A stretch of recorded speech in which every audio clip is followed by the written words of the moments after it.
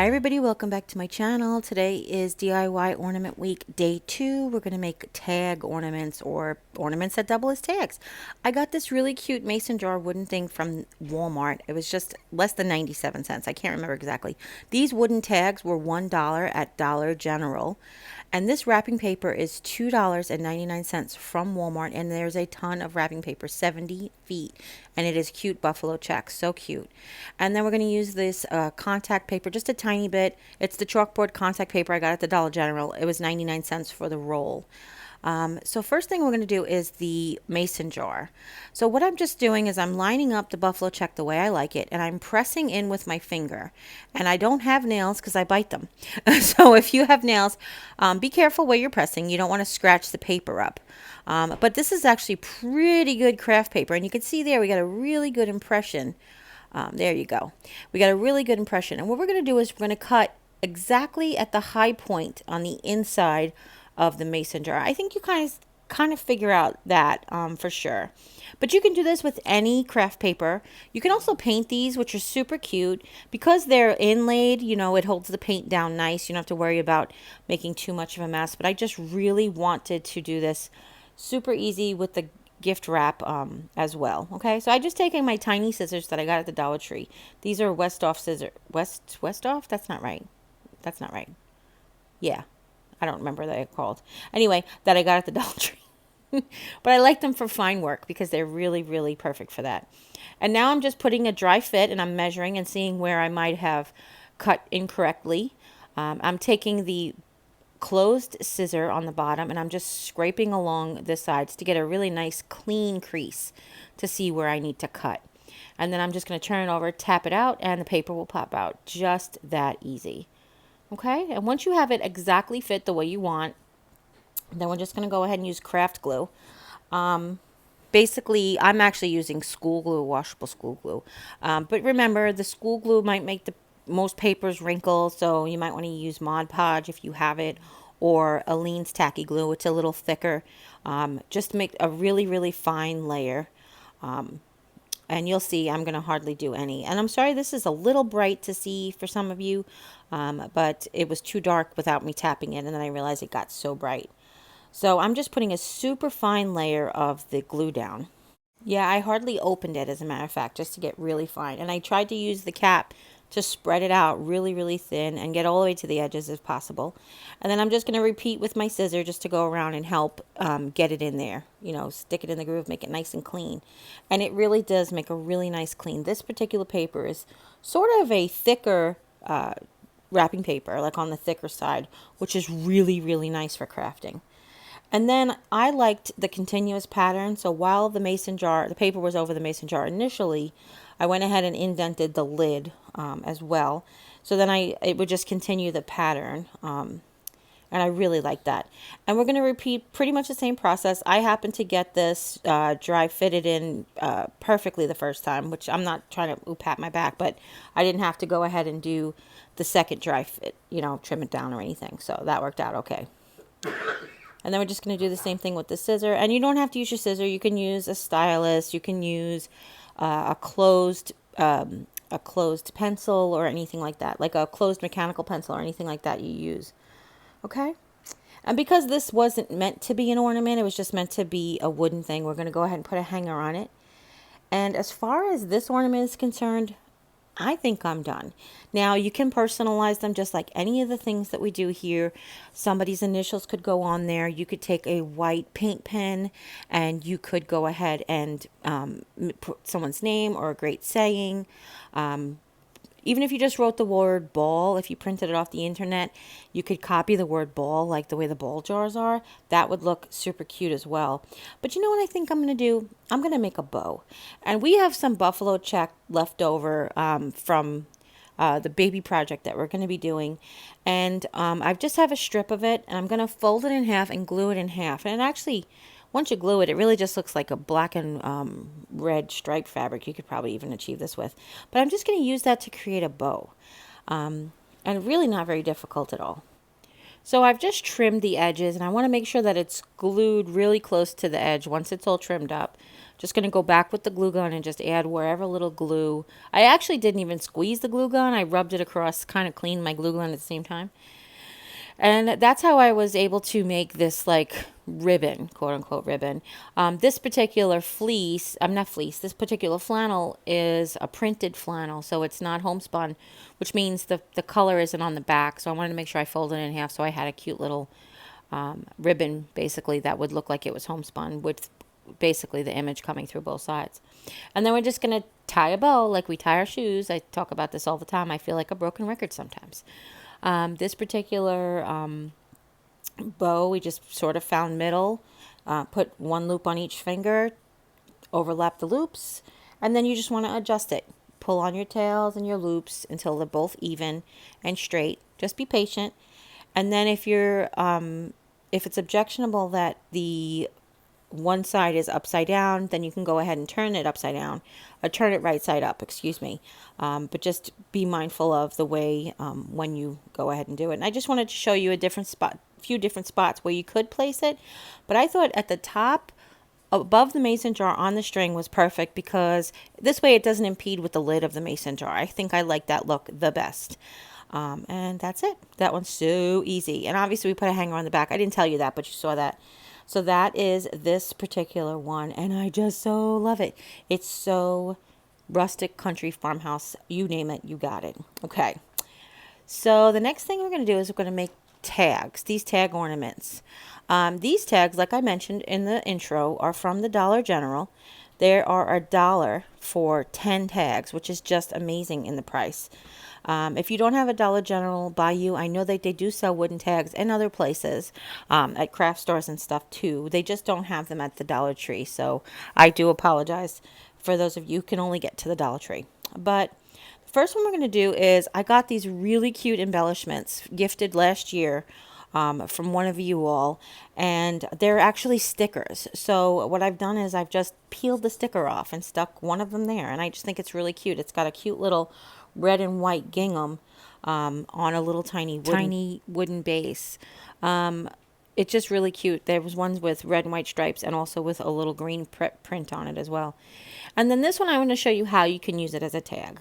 So if you want to have this as a tag and you want to use it over and over again, you can use permanent marker to write the to and from portion.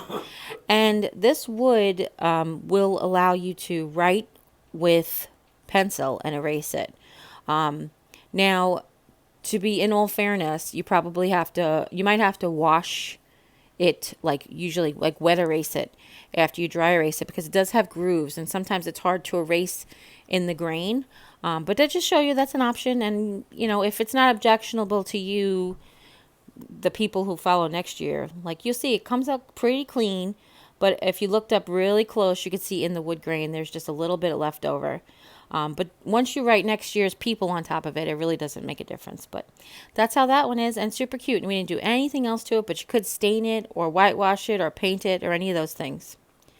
Okay, and then, or it'd look really cute if you just took your marker and did like a little border around the outside. So that's that one.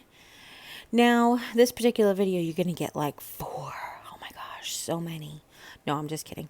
But this other tag, next 2 tags actually, we're going to do by sticking on the chalkboard sticker. And this is just super simple. You guys have seen me use this tons of times in the past.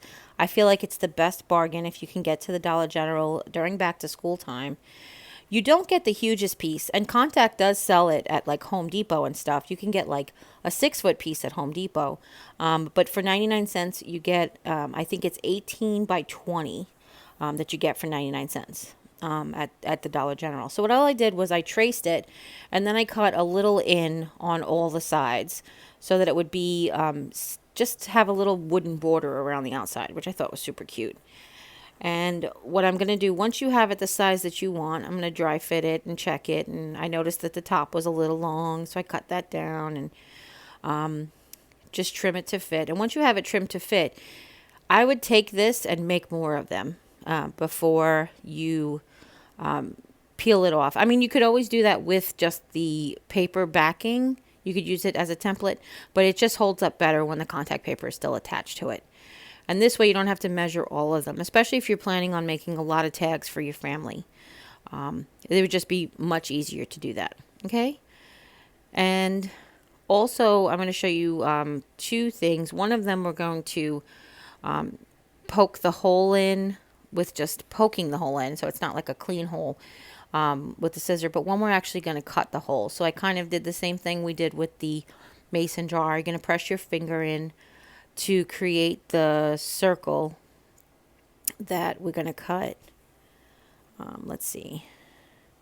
And then cut out the circle there. You can see I just folded it in half and trimmed around the part that I pushed in. Now this is repositionable at first, but then it lasts for a really long time. Actually, this contact paper we used for the wedding favors last summer, and we put them on mason jars, and they go through the dishwasher and they don't come off. So I'll tell you that much. And this one I'm just going to show you if you don't want to go through the trouble of cutting that little hole out, or if you don't have a hole punch, because I don't have a hole punch that works. My hole punch broke, and I don't want to get a new one because I don't need one. Because I got enough stuff. No. So I'm just going to show you that if you want to, you just line up the bottom.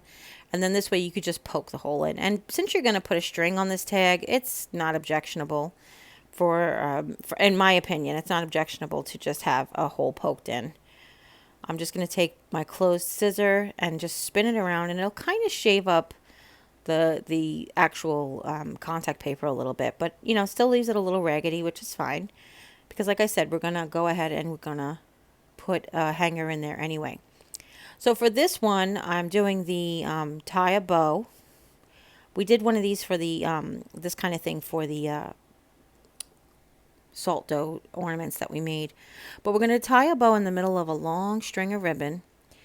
Okay, and kind of try to get it as centered as possible, but if you don't get it totally centered, that's okay. You just want to try to be as even as possible. And once you get the bow the way you like it, and really the way you like it, because once you put it in there, it's going to pretty much be permanent. You're going to put both tails through, so just the bow is at the top of the circle, and then you're going to take it and evenly tie a knot at the top. I cut mine a little too short, so I'm just going to tie it like in a knot instead of tying the two together like I usually do. All right, but you just want to have it long enough to get a Christmas hook in there or a tree branch, so it's not really a huge deal anyway. And then trim your tails up on your knot. And because I liked the raw edge of this fabric, I went ahead and I pulled out the extra string, so it would be like a little frayed top. Okay, and I just had a little string stuck from the inside. And now you can write on them. So this is a permanent paint marker. So this front side will be permanent. Now this is the front side. You can just write to and from and then use your chalk marker every year. This is a chalkboard sticker. It works with chalk. If you're going to use chalk, prime your chalkboard sticker first. So if you want to put a permanent to and from, then you could prime your chalkboard and then just write it with chalk. But here's how it looks. I just put Merry Christmas. I did just use my regular handwriting. You guys have talked about that before. Just regular handwriting works for me because people will always know that I made it. Okay, but on the back, you could do the same thing we did with the first one. You can write to and from. You do whatever you want. Or you could just make it into ornaments that look like tags. So for this one, we're just going to put a regular piece of, I think this is baker twine. Or the cotton twine from the Dollar Tree. I'm sorry. And we're just going to do the same thing. What we do is we tie one loop.